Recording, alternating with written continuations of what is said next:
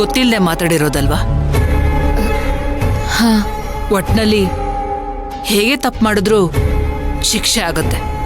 ಅದರಲ್ಲೂ ಗೊತ್ತಿದ್ದು ಮಾಡಿರೋ ತಪ್ಪಿಗೆ ಶಿಕ್ಷೆಯ ತೀವ್ರತೆ ಜಾಸ್ತಿ ಇರತ್ತೆ. ಹೌದು ಹೌದು. ಅಯ್ಯೋ ಆಂಟಿ, ಕೂತ್ಕೊಳ್ಳಿ. ಕೂತ್ಕೊಳ್ಳಿ ಆಂಟಿ. ಪರವಾಗಿಲ್ಲ. ಏನಾದ್ರೂ ಹೇಳ್ಬೇಕಿತ್ತ?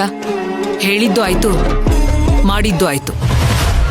ಇನ್ನೇನಿದ್ರು ಬದಲಾವಣೆ ಮಾಡೋದಷ್ಟೇ ಬಾಕಿ.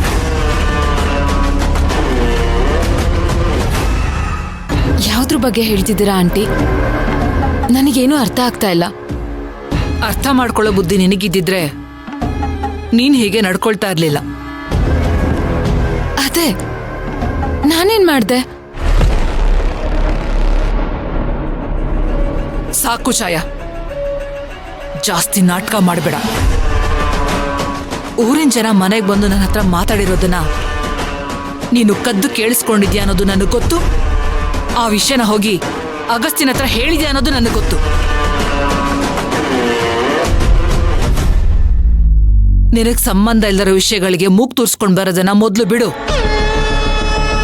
ಪೇಟೆ ಹುಡುಗಿರು ಆಡೋ ಆಟಗಳನ್ನ ಈ ದಾಮಿನ ಮುಂದೆ ಆಡೋದಕ್ಕೆ ಬಂದ್ರೆ ಬಾಗ್ಲು ದಿಕ್ಕು ಯಾವ ಕಡೆಗಿದೆ ಅಂತ ನಿನಗೆ ನಾನು ಮತ್ತೆ ನೆನಪಿಸ್ಬೇಕಾಗತ್ತೆ.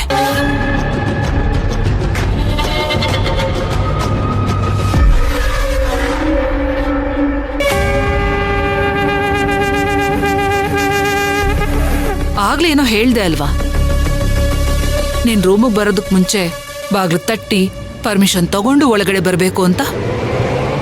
ಹಾಗೆ ಇನ್ನೊಬ್ರು ಜೀವನದಲ್ಲಿ ಅನಾವಶ್ಯಕವಾಗಿ ಅತಿಕ್ರಮ ಪ್ರವೇಶ ಮಾಡದೆ ಸುಮ್ಮನೆ ಇದ್ರೆ ನಿನಗೆ ಒಳ್ಳೇದು.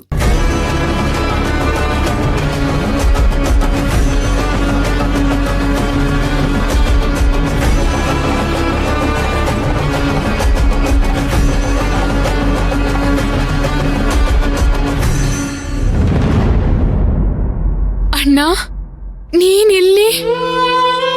ಹೇಗಿದ್ಯಾ ಅಣ್ಣ? ಚಕ್ಲಿ, ಚಿಕ್ಕಪ್ಪ, ಚಿಕ್ಕಮ್ಮ, ಶ್ರವಣ, ಅದ್ಕೆ ಹೇಗಿದ್ದಾರೆ? ಅದ್ಕೆನ ಸ್ಕ್ಯಾನಿಂಗ್ ಕರ್ಕೊಂಡು ಹೋಗಿದ್ಯಾ? ಡಾಕ್ಟರ್ ಏನಂದ್ರು? ಮಗು ಚೆನ್ನಾಗಿದೆ ತಾನೆ?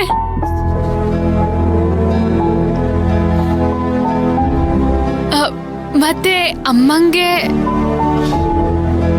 ಅಣ್ಣ, ಯಾಕೆ ನೀನೇನು ಮಾತಾಡ್ತಿಲ್ಲ? ನಿನ್ ಕಾರಲ್ಲಿ? ಅಲ್ಲ, ನೀನ್ ಯಾಕೆ ಇಲ್ಲಿ ಕೆಲ್ಸಕ್ಕೆ? ಏನಾದ್ರೂ ಕೆಲ್ಸ ಆಯ್ತಾ ಅಮ್ಮವ್ರೆ?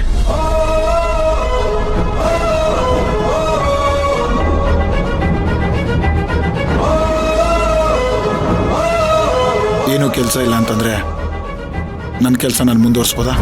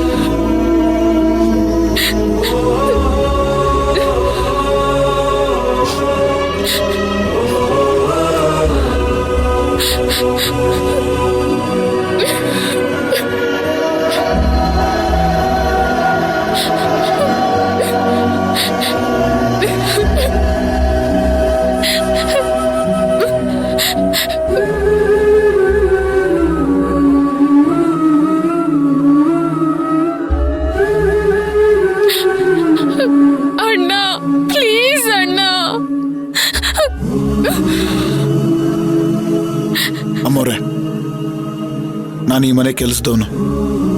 ನನ್ನ ಅಣ್ಣ ಅಂತೆಲ್ಲ ಕರಿಬೇಡಿ.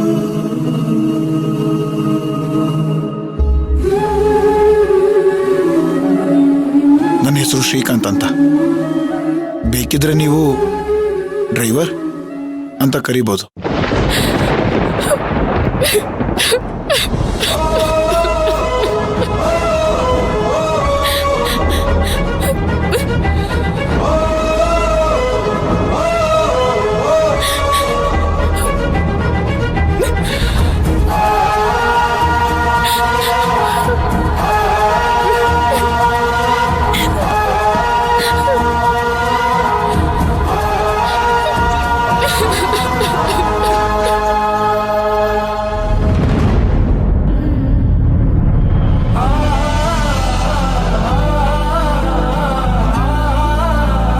ನನ್ನ ಕ್ಷಮಿಸ್ಬಿಡು ಪುಟ್ಟಿ.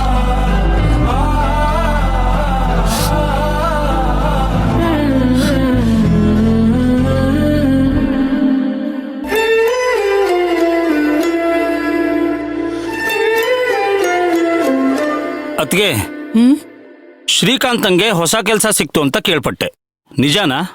ಹೌದು ನೀಲ್ಕಂಠ. ಅವನ್ ಕಾರು ಓಡಿಸಲ್ಲ ಅಂದಾಗ ನಂಗೆ ತುಂಬಾ ಆತಂಕ ಆಗಿತ್ತು. ಅವನ್ಗಿರೋ ಕೋಪಕ್ಕೆ ಬೇರೆ ಕೆಲಸ ಸಿಗುತ್ತೋ ಇಲ್ವೋ ಅನ್ಕೊಂಡಿದ್ದೆ.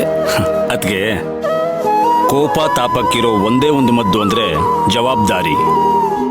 ಜವಾಬ್ದಾರಿ ಇರೋ ಮನುಷ್ಯ ಕೆಲಸದಲ್ಲಿ ಏನೋ ತೊಂದರೆ ಆಯ್ತು, ಯಾರೋ ಬೈದ್ರು ಅಂತ ಕೆಲಸ ಬಿಟ್ಟು ಬರಲ್ಲ. ಅವನ್ ಸುತ್ತ ಇರೋ ಕರ್ತವ್ಯ ಅವನನ್ನು ಕಟ್ಟಾಕಿರುತ್ತೆ. ಅದೇನು ಅವನ್ ಜೀವನ ಒಂದು ಹಂತಕ್ಕೆ ಬಂದ್ಬಿಟ್ರೆ ಅಷ್ಟೇ ಸಾಕು. ಬರುತ್ತೆ ಅದಕ್ಕೆ, ಚಿಂತೆ ಮಾಡಬೇಡಿ. ಜೊತೆಗೆ ನೀವು ಹೊರಗಡೆ ಹೋಗಿ ಬಿಸಿಲಲ್ಲಿ ಕೆಲಸ ಮಾಡೋದು ತಪ್ಪತ್ತೆ. ವಿಶ್ರಾಂತಿ ತಗೊಳಕ್ಕೆ ಇನ್ನೂ ತುಂಬಾ ಸಮಯ ಇದೆ ನೀಲ್ಕಂಠ. ಅಲ್ಲಿವರೆಗೂ ನನ್ನ ಕೆಲಸ ನಾನೇ ಮಾಡ್ತೀನಿ. ಸ್ವಾಭಿಮಾನದ ಜೀವ, ನಂಗೆ ಅರ್ಥ ಆಗತ್ತೆ ಅದಕ್ಕೆ.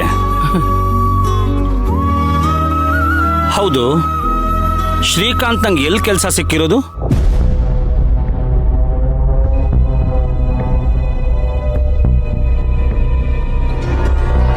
ಅದು ಅದು ಅವನು ಯಾವುದೋ ಫ್ಯಾಕ್ಟ್ರಿಲಂತೆ ಚಿಕ್ಕಮಾವ. ಹೆಸರು ನೆನಪಾಗ್ತಿಲ್ಲ. ಇಲ್ಲೇ ಪಕ್ಕದ ಪೇಟೆಲ್ಲೇ ಇರೋದು. ಓ, ಹತ್ರನೇ ಸಿಕ್ಕಿದೆ. ಬನಶಂಕರಮ್ಮನ ಕೃಪೆಯಿಂದ ಬೇಗ ಕೆಲಸ ಸಿಕ್ತಲ್ಲ. ಒಳ್ಳೇದಾಗತ್ತಮ್ಮ ರಾಗಿಣಿ.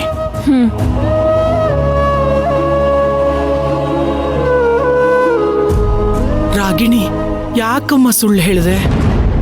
ನೀಲ್ಕಂಠನ್ಗೆ ಏನಾದ್ರೂ ಸತ್ಯ ಗೊತ್ತಾದ್ರೆ ಏನಾಗಬಹುದು ಅನ್ನೋ ಕಲ್ಪನೆ ಆದ್ರೂ ಇದೆಯಾ ನಿನ್ಗೆ? ಏನಾದ್ರೂ ಆಗ್ಲಿ ಅತ್ತೆ, ಸದ್ಯಕ್ಕೆ ನನಗದ್ರ ಬಗ್ಗೆ ಚಿಂತೆ ಇಲ್ಲ.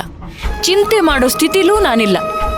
ನಾನೇನಾದ್ರೂ ಇವಾಗ ನಿಜ ಹೇಳಿದ್ರೆ ಚಿಕ್ಕ ಮಾವ ಇವ್ರಿಗೆ ಅಲ್ಲಿ ಕೆಲಸ ಮಾಡೋದಕ್ಕೆ ಬಿಡೋದಿಲ್ಲ ಅನ್ನೋದು ಮಾತ್ರ ಚೆನ್ನಾಗಿ ಗೊತ್ತು.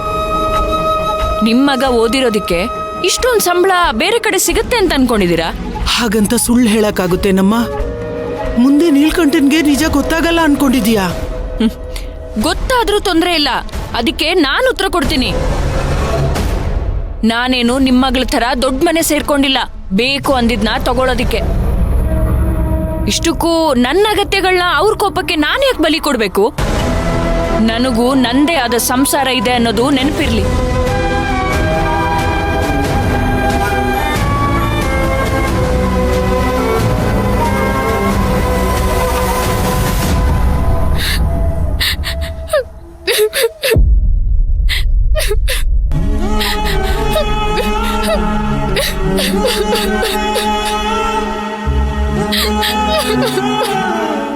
ಏ ಚಿಕ್ಕಿ, ಏನಾಯ್ತು? ಯಾಕೆ ಅಳ್ತಿದ್ಯಾ? ಏನಾಯ್ತು? ನಿನ್ನನ್ನೇ ಕೇಳ್ತಿರೋದು, ಹೇಳು. ಅಗಸ್ತ್ಯ, ಶ್ರೀಕಾಂತಣ್ಣ ಬಂದಿದ್ದಾನೆ.